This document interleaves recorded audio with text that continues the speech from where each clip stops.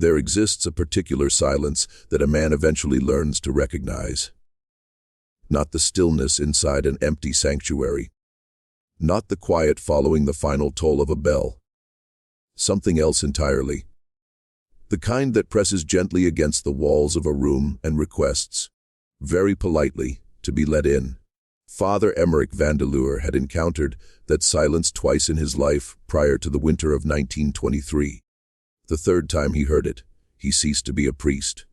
A word before we begin. If the sort of account I'm about to share is something you'd wish to hear more of, not merely one but 10, each delivered in full, in a voice meant for the darkness, there exists a compilation. What the Mountain Keeps.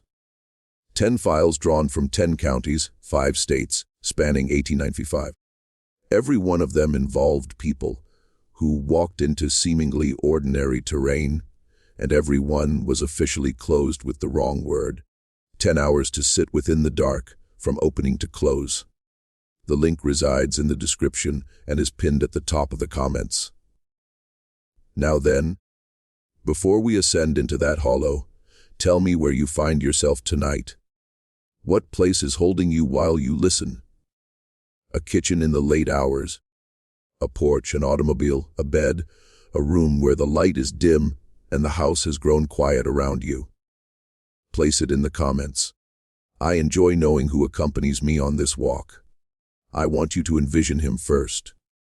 Father Vandelure was 47 years old that winter. Not a tall man, nor particularly short.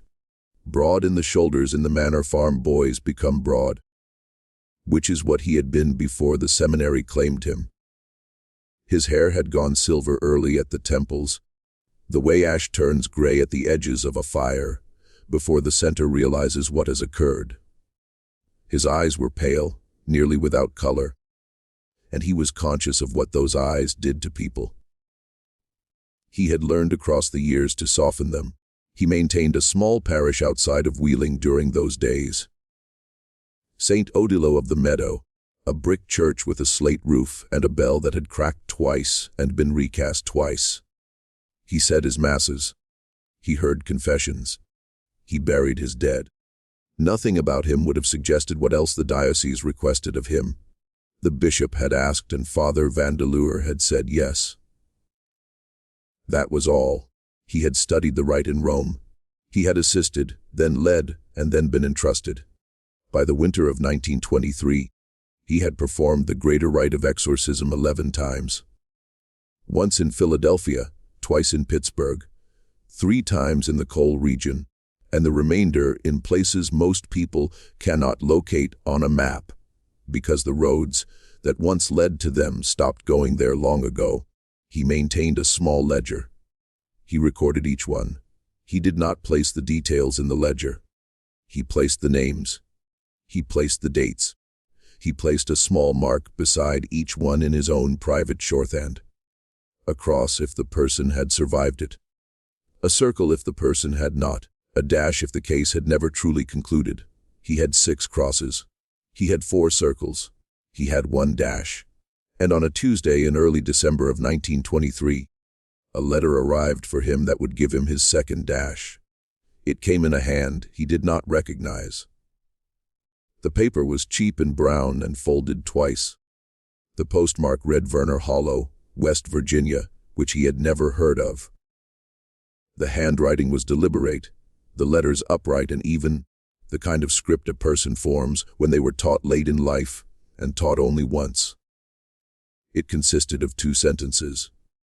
The first said, "My brother is dying." The second said, "He wants a priest who has done the rite." There was no name. There was no signature. There was at the bottom of the page an address that proved not to be an address in any conventional sense. It was directions. Turn off the state road at the Second Creek, past the burnt mill. Follow the creek up to the split rock. Take the left branch of the road. 2 miles. The house is the only one. Father Vandelure took the letter to his bishop. His bishop was an elderly man by then, kind in the way old men become kind when they have ceased being afraid of the wrong things. He read the letter. He read it again. He set it on his desk and regarded it for a considerable time before he spoke. He said, "You have to go." Father Vandelure said, "I know." His bishop said, "You know something else about this as well. I can see it in you." The Father Vandelure did not respond. He was not yet certain what he knew. He was only certain that the letter had arrived, and that the letter was intended for him, and that the third silence he had spent his life listening for was on the far end of those 2 sentences, waiting. He departed 3 days later. The train carried him as far as Wheeling. From Wheeling he took another train to a town whose name I will omit from this account, out of an old habit that is not mine to break. From that town he hired a horse and cart and a driver, a lean man of perhaps 35, named Wendell Kreider, who did not inquire what business the priest had going up into Verner Hollow, and did not speak much along the way. The road was iron that morning. That is the word Vandelure used afterward when he wrote it down. Iron. The ground had frozen solid, and the ruts in the road had frozen solid within their own shapes, and the cart produced a sound going over them like a hammer at the far end of a long hall. They rode most of the morning. They stopped once at a stream that had ice at its edges but water still running through the center. And the horse drank, and Wendell Kreider stood beside the horse and said without turning around, "You're the priest they sent for old Silas." A Father Vandelure said, "I did not know his name until now." Wendell Kreider said, "Well, now you do." A Father Vandelure said, "You know him?" Wendell Kreider took a long time to answer. He placed his hand on the horse's flank and left it there. Finally, he said, "I've known his sister my whole life. I don't know him. Nobody does. I don't think he knows him either." That was all he would say. They continued on. The hollow was the kind of place a person could pass twice in a day and fail to notice. The mountains around it were low, but they were folded strangely, folded upon themselves, the way a piece of paper folds, when a nervous person cannot stop handling it. The road entered through a gap between 2 ridges, and after that the sky grew smaller. The trees on either side were mostly oak and hickory, and the leaves that remained on them were the color of old copper. The rest of the leaves had fallen. The rest of the leaves lay on the road, and they made no sound. That is what Vandelure noticed first. He had walked through fallen leaves his entire life. Leaves make a sound. These did not. He asked Wendell about it. Wendell said, "Yeah, that's how it is up here." He offered nothing more. The house appeared where the directions had indicated it would. It was a 2-story frame structure painted white long ago, and now more gray than white, with a wide front porch and a tin roof and a small stone chimney at each end. There was a barn off to one side and a well and a stone spring house, and a field beyond the barn that had been abandoned for a year or 2. The tall dead stalks of last summer's corn still standing in it, brittle in the wind. There were no other houses in sight. There was no other sound but the wind and the horse. A woman was standing on the porch. She was a tall woman. That was the first thing you noticed about her. Tall in the way certain older women are tall, as if their spines had never learned to apologize for anything. She was wrapped in a dark gray shawl, and her hair was white and pulled back, and her face was the color of paper that has been left in the sun. She watched them approach without moving. She did not wave. Wendell stopped the cart at the foot of the porch steps. He did not climb down. Father Vandelure climbed down. He looked up at her. He said, "I am Father Emmerich Vandelure." She said, "I know." He said, "You wrote to me." She said, "I did." He said, "May I know your name?" She said, "Rottenger. My brother is Silas. He's inside. He's not well. He hasn't been well for a long time. He wants to make his confession." He wants it heard by a priest who has done the rite. A Father Vandelure said. Why? Ruth said, "You'll have to ask him that. I don't ask him things. I haven't asked him things in nearly 40 years. She stepped aside. She held the door open. The interior of the house was warm. A wood stove was burning in the front room, and the windows had heavy curtains drawn over them, and there was a smell in the air that was not any single thing, but seemed to be several things combined. Beeswax, wet wool, and old broth. And something beneath all of it, something that Vandelure could not identify, that reminded him faintly of the smell inside an old stone church that has not been aired out in a very long time. Not unpleasant, not clean either. Rottenger led him through the front room, past a straight, back chair with a book of hymns on it, past a mantel with 3 photographs on it that he did not examine closely, and down a narrow hall to a door at the back of the house. She stopped at the door. She did not open it. She said, "He has good hours and bad hours. This is a good hour. You should go in. If he tires, come out. If I knock on the door, come out. Do not stay past dark tonight. Not for the confession. Tomorrow in daylight is when he wants to say it. Tonight is only to meet you." She looked at him, then truly looked at him. Her eyes were the same pale color as his own, which he had not anticipated. She said, "Father, one thing." He said, "Yes," she said. "When he says it, you must not answer him. You must not tell him what he already knows. You must not speak the words of absolution until he has finished. Do you understand me?" He said, "I understand." She said, "I don't think you do, but you will." She turned and went back down the hall. He opened the door. The room was small. A single bed, a chair beside the bed, a small table with a cup of water on it, a window with a curtain half drawn. A man was in the bed. Silas Rottenger was 74 years old that winter. He had been in his working life a lay preacher, in a small independent chapel 2 ridges over, and before that a surveyor for the railroad, and before that a soldier for a brief time in a war that had ended before he was old enough to understand what he had gone off to do. He had never married. He had lived in this house with his sister Ruth for most of his adult life. He had not been seen by anyone from the county in nearly 4 years. That is what Father Vandelure learned later. That is not what he saw when he entered the room. What he saw was an elderly man in a bed, small, wasted. The skin drawn tight against the bones of the skull, the hair thin and white, and slightly damp at the temples. The hands folded on top of the quilt, and the hands were the strangest part. The hands were not the hands of a man of 74. The hands were smooth. The skin on the backs of the hands was smooth in a way that the skin of the face was not. As if the hands had been kept out of the years, as if the years had gone around them. Silas opened his eyes.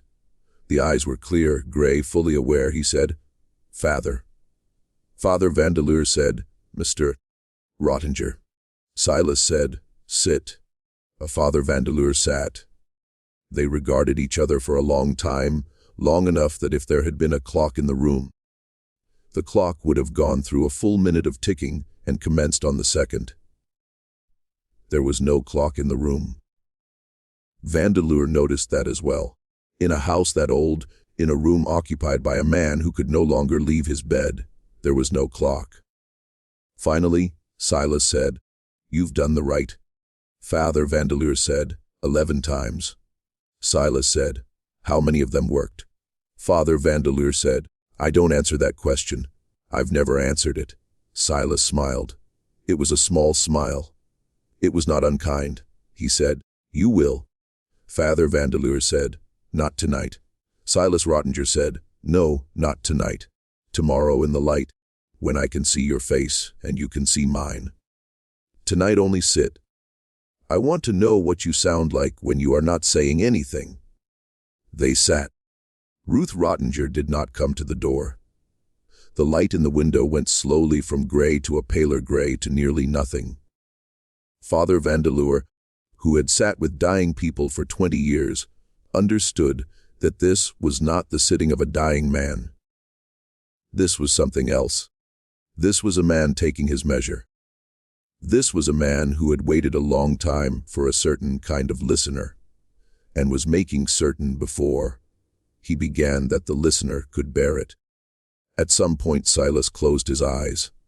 At some point after that Vandelure understood he had been dismissed. He stood up. He walked to the door. He placed his hand on the doorknob. Silas Rottenger said without opening his eyes, "Father." Vandelure said yes. Silas Rottenger said, "When you leave this room tonight, walk straight out. Do not stop in the hall. Do not look at the pictures on the mantel. My sister will feed you. Sleep in the room she gives you. If you hear something in the night, do not get up. That is important. Do not get up." Vandelure said, "All right." Silas said, "Good night, Father." Vandelure stepped into the hall. He closed the door behind him. He walked down the hall. He did not look at the pictures on the mantel. He walked out to the front room, where Ruth Rottenger was standing at the stove with her back to him, stirring something in a black pot. She did not turn around. She said, "Wash up. There's water in the basin in the back room. Supper is in a few minutes." He washed. He ate. The food was plain and good. A stew of some kind, dark bread, a small piece of cheese, hot cider. They ate at a small table in the front room. She did not talk. He did not ask her to talk. After supper, she said, "You'll sleep upstairs. First door on the left. There's a lamp. Blow it out before you sleep. Do not sleep with a lamp burning in this house." He said, "Why not?" She looked at him. She said, "You've come this far, Father. Trust me on the small ones." He said, "All right." He went upstairs. The room was small and clean and cold. A narrow bed, a washstand, a crucifix on the wall above the bed, which surprised him. A chair with his valise on it, which he did not remember bringing up. Someone had brought it up while he was eating. He undressed slowly. He knelt beside the bed. He said his usual prayers. He climbed into the bed. He blew out the lamp. He listened. For a long time he heard only the wind and the beams of the old house settling, and once far off a dog. Then he heard from downstairs from the back of the house the sound of Silas's door opening. Then the sound of it closing. Then footsteps in the hall. Then footsteps on the stairs. Then footsteps in the hall upstairs coming toward his room. Then the footsteps stopped outside his door. He did not get up. He remembered what Silas had said. He did not get up. He heard breathing on the other side of the door. He heard the doorknob turn very slowly, not hard, not testing. Just turning it all the way and holding it there as if the person on the other side was waiting to see whether he would react. He did not react. The doorknob returned to its resting position. The footsteps retreated down the hall. The footsteps went back down the stairs. The door at the back of the house opened and closed. And then there was quiet, and Father Vandelure, who had done the rite 11 times, and had heard the third silence twice before in his life, understood that he was hearing it now for the third time. He did not sleep, but he did not get up. In the morning at breakfast, Ruth Rottenger poured him coffee and did not mention the night. He did not mention it either. He said, "Your brother said he wanted a confession in daylight. What hour does he mean by daylight?" She said, 10. "When the sun comes over the ridge and gets in his window, he'll ring the small bell by the bed when he's ready. Go in when you hear it." He said, "Miss Rottenger, may I ask you a question?" She said, "You may ask." "I may not answer." He said, "Last night, there were footsteps in the hall." She looked at him. She did not answer at once. She stirred her coffee, though she took it black. She said, "My brother has not been out of that bed in 3 years, Father. He said, "I know." She said, "So no, there were no footsteps in the hall last night." He said, "All right." She said, "Eat. Let me pause here for a moment. A breath before what comes next." If this is the kind of account you would wish to sit with in the dark, not merely hear it once, but retain it, there is a collection I assembled with the people at Forbidden Unresolved Stories. What the Mountain Keeps. 10 complete cases, 8 hours, 62 years of records nobody wanted to finish. Each one placed, dated, and officially closed with a tidy word that never once matched what occurred. The link is in the description below and at the top of the comments. And if you have ever experienced that sensation, the feeling of a doorknob turning slowly in a house that isn't yours, tell me. Not the loudest thing you can recall, the quiet one, the one that returns on winter nights when nothing else is occurring. Place it in the comments. Sometimes those are the ones I contemplate longest. Let's return to it. The sun came over the ridge a little after 10. Vandelure heard the small bell. He had spent the 2 hours before that in the front room, with his breviary open on his knee, though he was not reading it. He was preparing himself. That is what he told himself. In truth, he was doing what he always did before the rite. He was making himself very small. He was making himself very still. He was reminding himself of the one thing he believed above everything else, which was that the priest is not the strength in the room. The priest is only the doorway. Whatever comes through him comes from the other side of him. His job is to keep the doorway open. His job is not to speak. He walked down the hall. He did not look at the pictures on the mantel this time either. He opened the door of the room at the back. Silas Rottenger was sitting up in the bed. The sun was on his face, coming in through the window, as Ruth had said it would. He appeared in that light both worse and better than he had appeared the night before. Worse, because the sun made no allowance for the sunken places in his face. Better, because his eyes were the eyes of a man who had made up his mind. He said, "Father," Vandelure said, "Mr. Rottenger." Silas said, "You had a visitor last night."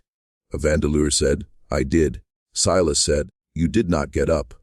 Vandelure said, "I did not get up." Silas said, "Good. That was the test. If you had gotten up, I would have sent you home this morning. There is no confession for a man who gets up. You will hear me because you did not get up." He motioned to the chair. Vandelure sat. Silas said, "Do you know why my sister told you not to look at the pictures on the mantel?" Vandelure said, "No." Silas said, "Because 2 of them are not who she says they are, and I don't want you distracted. Not by that. Not before." The Vandelure said, "All right." Silas said, "Put your stole on, Father." Vandelure took the violet stole from his valise. He kissed the small embroidered cross at its center. He placed it around his neck. He crossed himself. He said, "In the name of the Father and of the Son and of the Holy Spirit." Silas said, "Amen." Silas said, "Father, my last confession was in the year of our Lord, 1886, in a chapel that is not there anymore, made to a preacher who is not alive anymore. I have not confessed in 37 years. There are reasons for that. I will tell you the reasons. When I have finished, you will do what you were sent to do or you will not. I will not hold it against you either way." Vandelure said, "Say what you need to say." Silas closed his eyes. He said, "In the summer of 1884, in the 2nd year, I had a farm of my own. The corn burned in the field. It burned twice, in June from the sun, in August from a fire that started I don't know how, though I have thought about it every day since. I had a mortgage. I had a note at the bank in town. I had a sister who was living with me, because our parents were dead by then, and there was no one else. If I lost the farm, we would have gone on the county. Do you know what the county was in 1884? Father Vandelure said, "I have some idea." Silas said, "You have some idea?" "Yes." "So, there was a man in the hollow in those days, not in this hollow, in the next one. His name I will not say. His name was not a name people like to say. And I have not said it out loud in almost 40 years, and I am not going to say it now because if I say it in this room, the room will hear me. You understand?" Vandelure said, "I understand." Silas said, "I went to him not for money, not for gold, nothing like that. I went to him because there was a thing he could do that people who had been to him could do afterward. He could put a small thing into the ground of a farm. He could put it under the corner post of the barn, or under the sill of the front door, or into the mouth of the well. And when the small thing was in the ground, the farm did not fail. Not that year, not the year after. Not ever until the man of the farm was ready to give it up." Vandelure did not speak. This is the thing to remember about him in this moment. He did not speak. Ruth had told him not to speak. Silas had told him not to speak. He did not speak. Silas said, "I gave him what he asked." It was not a large thing. It was not a soul, Father. I want to say that plain. Nothing so big. It was a smaller thing. It was a piece of the smaller life a man lives inside the bigger one. A piece of the time you spend on the porch in the last hour of the day. A piece of the quiet in your own kitchen, when no one is talking. A piece of the sleep of a man who is not afraid. He took that from me. He put the small thing under the sill of my door. And my farm did not fail. Silas opened his eyes. He looked at Vandelure. He said, "That is the first thing I have to confess. That is the small thing. That is the thing I could have confessed to any preacher. That is not why you are here." Vandelure still did not speak. Silas said, "When I was 41 years old in 1890, I was called to a house 4 ridges from here. A cousin of mine on my mother's side, a woman named Alfield Rawberg. She had married a man from up there. Her husband had died in the spring. Since his death, she had been troubled. Not sick, troubled. The kind of trouble a preacher can smell before he can name. The chapel had no one to send. They sent me because I was a lay preacher then, and because I was blood. I did not do the right, Father. I did not know the right. But I did what I had learned from other men. From what I had read of other men, I prayed over her. I read the Psalms over her. I laid my hand on her forehead, and I called on the name that is supposed to make these things go. And it worked. Father, I want to tell you it worked." She sat up. She looked at me clear. She said, "Thank you." She lived another 22 years.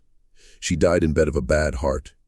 Ordinary, a death like most deaths. Silas swallowed. He said, "I went home that night. I slept a good sleep. In the morning, I went out to the barn to feed the horse, and there was something in the barn.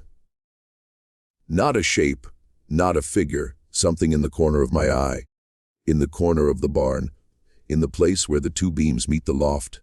Something waiting, something that was pleased to see me, not glad, pleased, like a guest at a door." Vandelure, who understood now what he was hearing, held very still. Silas said, "I did not think that first day about the small thing under the sill of my door. I did not connect them. Why would I? One was in 1884 and the other was in 1890. But over that year and the year after I began to notice anywhere, I had prayed a bad thing out of a person. The bad thing came home with me. And where did it go, Father? Where do you think it went? It went under the sill of my door. It went to the small thing that was already there. And the small thing kept them. The small thing was a house for them. My farm did not fail, because my farm was a house for them." Silas opened his hands on the quilt. The smooth backs of the hands were turned up. The palms were up. The palms were rough. He said, "For 33 years, Father, I have been the doorway, not the priest at the door, The door itself. Every time I went out to a house where there was trouble, and I did what I had learned to do, the trouble came home with me. And under the sill of my door, there is a small thing that is not small anymore. Vandelure still did not speak. Silas said, "That is not the confession, Father. That is only the outside of it. That is the part I could have told a man who was a stranger to what I am telling you. Now I am going to tell you the inside of it. I am going to tell you the part that is for you. Because you are here. Because you have done the rite 11 times. Because you are the one my sister wrote for." Silas leaned forward. It cost him. The bones of him moved under the loose skin. He said, "Father, I will tell you what the man in the next hollow told me in the summer of 1884. When I asked him what the small thing was that he was going to put under the sill of my door, he said, 'It is a listener.' He said, 'It listens for a name.' He said, 'You will not know the name, but the small thing will know it. And when the small thing hears the name spoken over your roof, the small thing will open. And what is on the other side of the name will come, and it will stay.' He said, 'You will not have to feed it. It will feed on the fact of you. And after you, it will feed on the fact of the next.'" Silas paused. He was struggling for breath. Vandelure reached for the water on the small table and held it to his lips. Silas drank. Silas said, "Thank you, Father." Silas said, "The name, Father, the name it listens for. I did not know it in 1884. I did not know it in 1890 when I first prayed over my cousin. I know it now. It has been 33 years, and I know it now. And I know it because the small thing under my sill has been saying it quietly every night for 33 years, and eventually a man learns to hear." Silas smiled. He said, "The name is the name of the rite you have done, Father. The name is the Latin word your bishop taught you. The name is the name that means in your church to cast out." Silas closed his hand around Vandelure's wrist. The hand was very cold. Vandelure did not pull away. Silas said, "Every time you have done the rite, Father, you have not cast anything out. There is no out. You have opened a door, and on the other side of that door, there is a small thing under the sill of a house. And the small thing knows your name now. And the small thing has kept the thing you thought you cast out. And the small thing is not under a sill in this hollow only. Father, do you understand me?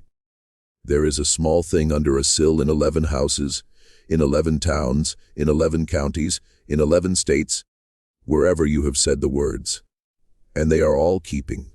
And what they are keeping is not gone. It is only kept." Silas let go of his wrist. He said, "That is my confession, Father. I did not know when I began. I know now. I have kept it here for the last 4 years, because I did not know who to give it to. My sister wrote to your bishop, because I told her to. Your bishop sent you because he did not know any of this, and because he thought this was a dying old man, asking for a priest who could handle the smell of the room. And he was right about the smell of the room, Father, and he was wrong about the rest." Silas said, "Now say the absolution or do not. I will not hold it against you either way. I am tired. I am going to sleep. When I wake up, if I wake up, my sister will tell me what you said." He closed his eyes. Father Emmerich Vandelure sat in the chair with his violet stole around his neck for a very long time. He did not say the absolution. He did not say anything at all. After some length of time that he did not measure, he stood up. He folded his stole. He placed it back into the valleys. He walked to the door. He walked down the hall. This time on his way out he did look at the pictures on the mantel. There were 3 pictures. The one in the center was Ruth Rottenger and Silas. Rottenger standing together in front of the house, in what appeared to be the summer of perhaps 1892, both of them young. Ruth's hair not yet white. Silas standing straight and the hands of him at his sides. And the hands of him already, in that picture already, smooth in a way the rest of him was not.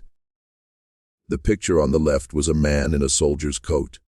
The picture on the right was also a man in a soldier's coat, but it was a different soldier's coat. And it was not. When Vandelure looked closely, from a war he could name.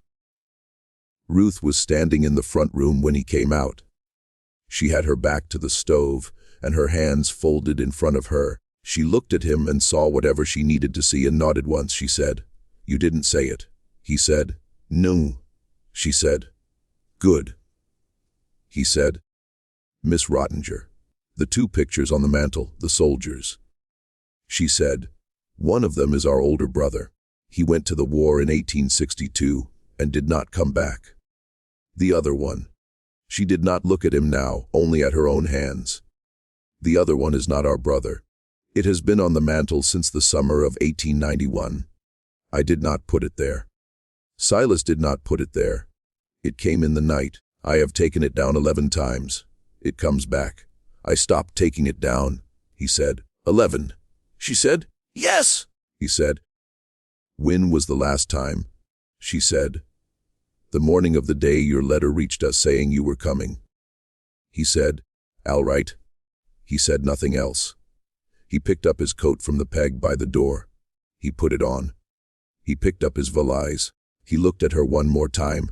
She said, "Do not come back, Father. You do not owe us a return." He said, "I know."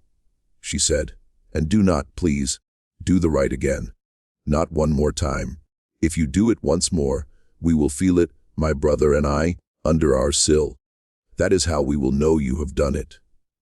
That is how we will know what house it has gone to." He said, "I will not do the right again." She said, "Thank you." He went out. Wendell Kreider was waiting at the foot of the porch steps with the cart. He did not ask what had happened inside. He waited for Vandelure to climb up. He clucked to the horse. They went down the road. At the split rock, Wendell said without turning, "He told you then?" Vandelure said, "Yes." Wendell said, "Every 10 years or so, somebody comes up out of that hollow with that look on them. My father brought a man out of there in 1911 with that same look. Never asked him what it was. Not once. My father died 2 years later in his sleep in his own bed. And I like to think it was on account of him not asking." Vandelure said, "That is probably wise." Wendell said, "Yes, sir. I thought so." They rode. Father Vandelure was gone from that hollow by dark. He was back in Wheeling within the week. He said Mass on the Sunday. He said the Mass carefully and slowly, and he did not, at the elevation, look up at the wooden crucifix above the altar. He could not have said why. He only knew he could not. He kept his parish through the winter and into the spring. He did not tell his bishop what Silas had said. He did not know how to tell it. He did not know honestly whether he believed it. He knew only 2 things. He knew that he had not said the absolution over a dying man for the first time in his life. And he knew that he had made a promise to Ruth Rottenger.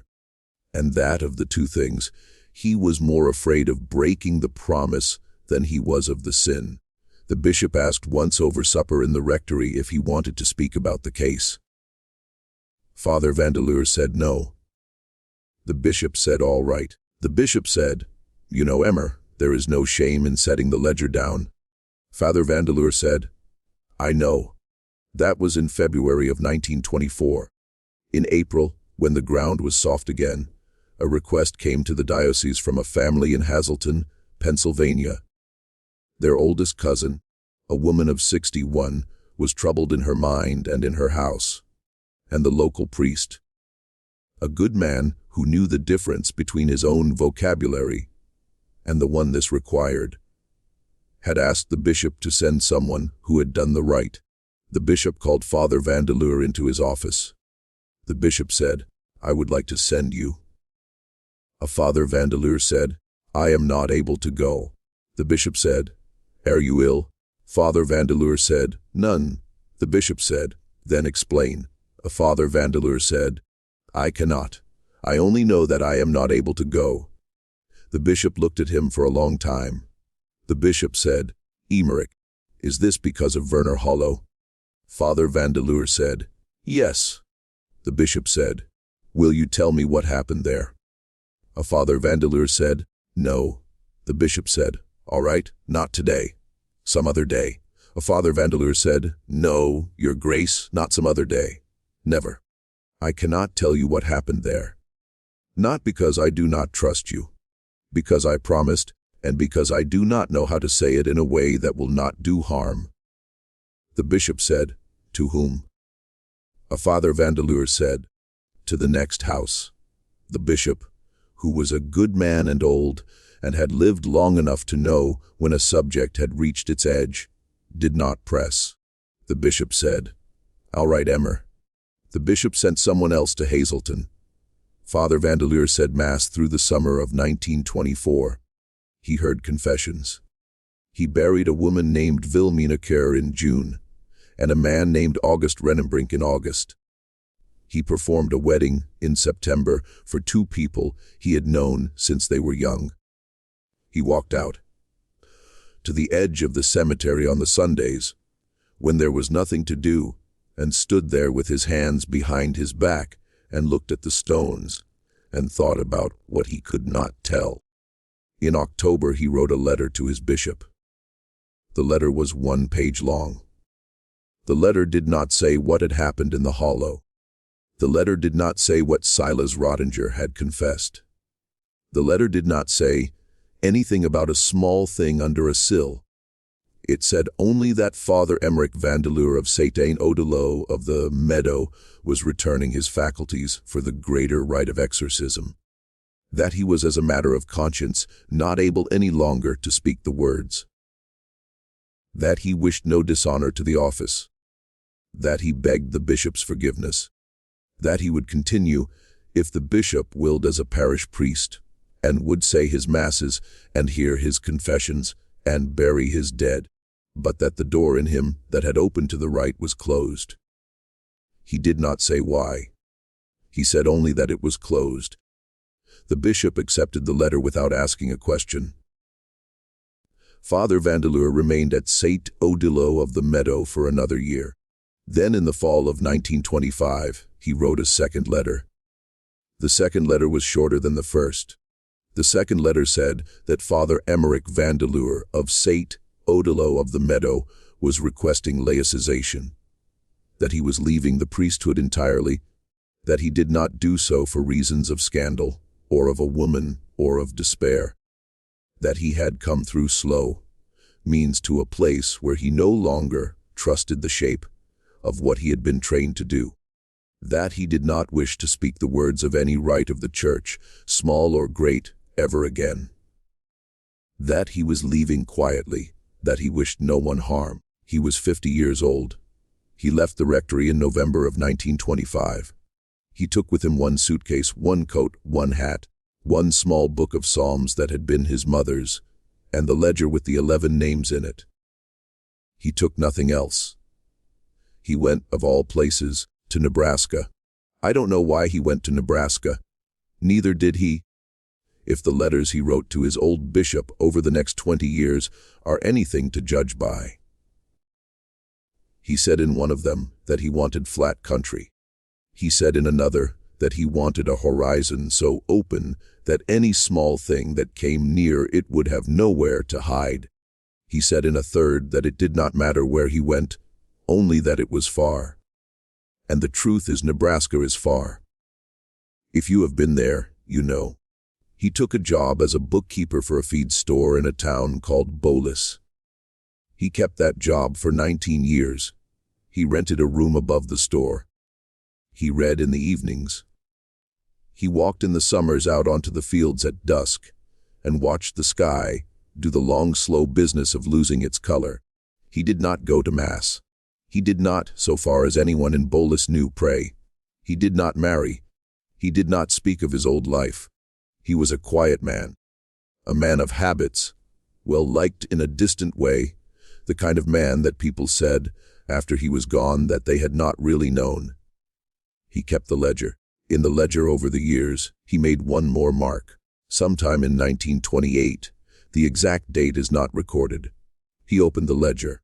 He turned to the page where he had written the 6 crosses and the 4 circles and the 1 dash.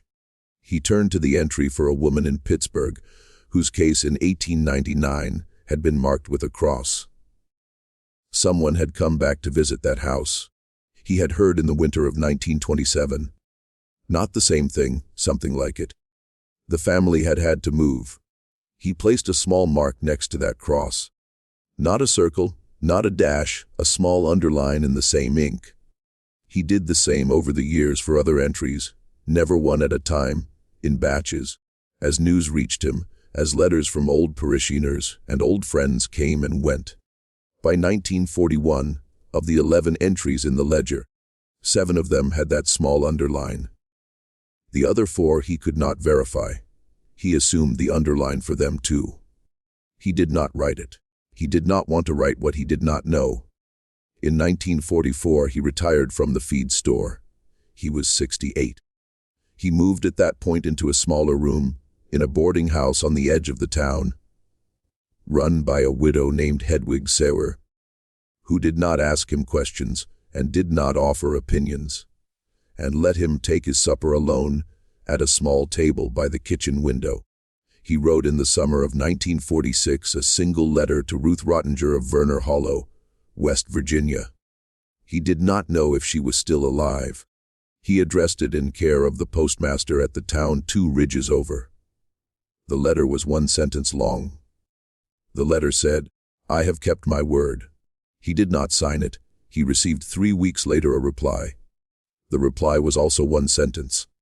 The reply said, "We felt it."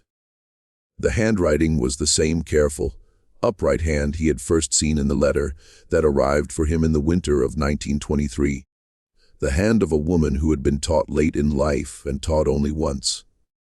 He placed both letters, his and hers, in the back of the ledger. He never wrote to her again. He lived 7 more years. He died in his sleep in the spring of 1953 at the age of 77. Hedwig Sauer found him in the morning when he did not come down for breakfast. He was lying on his side, in the narrow bed, in his nightshirt, with his hands folded on top of the blanket, and the ledger was on the table by the bed. And on the table by the bed, beside the ledger, was a single unopened envelope with no address on it, and nothing inside. Hedwig Sauer did not know what to do with the ledger. She sent it at the suggestion of the pastor of the local Lutheran church to the diocese in Wheeling. The bishop by then was not the bishop who had known him. The ledger was placed eventually in a locked cabinet in an archive that no one in particular looked into. That is where I found it. Or rather, that is where a friend of mine found it in the summer of 2019, in the course of doing something else. The 11 entries, the 6 crosses and the 4 circles and the 1 dash, the 7 underlines, the 2 letters, 1 out and 1 back, tucked into the back cover. A note in the same hand as the entries, Father Vandelure's own, written on the inside of the front cover in ink, that had faded to the color of weak tea. The note said, "The rite does not remove. The rite relocates. There is a small thing under a sill somewhere for each of these names." I did not know when I began. I know now. If you are reading this, and if you are a man of my old profession, and if you are about to say the words, "Put this book down, walk out, do not come back." That is what it said, word for word. I am giving it to you the way a friend of mine copied it on a folded piece of paper in the summer of 2019 in an archive that does not particularly know it has this book. Now I don't know, and you don't know, and Father Vandelure, wherever he is, may or may not know whether Silas Rottenger of Verner Hollow told him the truth. There are people who will tell you the truth of it is unimportant.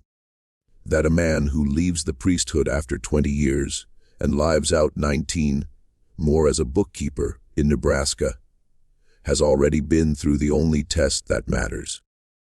That the truth of the rite is not in the end something that gets settled by argument. That we call things by the wrong names all the time. That a man who spent his life opening doors and then spent the rest of his life not opening them was in some real sense doing the same work backwards. And that whatever he was on either side of the door, he was faithful to it. I don't argue with those people. I only tell you what is in the ledger. I tell you that in the winter of 1923, a priest went up into a hollow in West Virginia to hear a confession, and that he came back different, and that a woman who had known him only long enough to feed him one supper and one breakfast made him a promise, and made him keep it, and that he kept it for the rest of his life. I tell you that there is a house, or there was a house, in Verner Hollow, and under the sill of the front door of that house, there is a small thing, or there was a small thing, that had 33 years' worth of what other men called their exorcisms in it, before Father Emmerich Vandelure ever set foot on the porch. I tell you that after Father Vandelure, so far as the ledger knows, no one else went up into that hollow to hear anyone's confession. Ruth Rottenger outlived her brother. She died, according to a small notice in a wheeling paper, in the summer of 1959. The house, according to a county survey of 1964, was still standing then.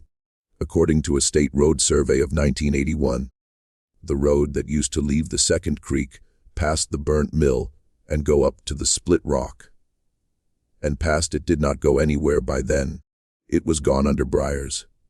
A different survey team in 2006 could not find the road at all. They could find the Split Rock.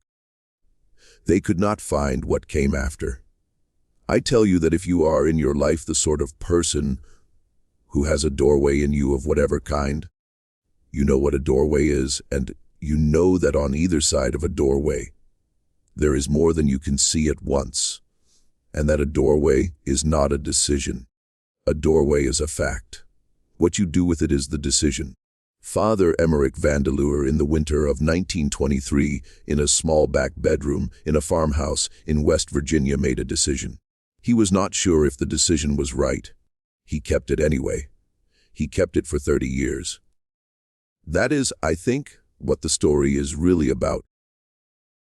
Not the small thing under the sill, not the 11 names in the ledger, not the picture on the mantel that returned every time it was taken down.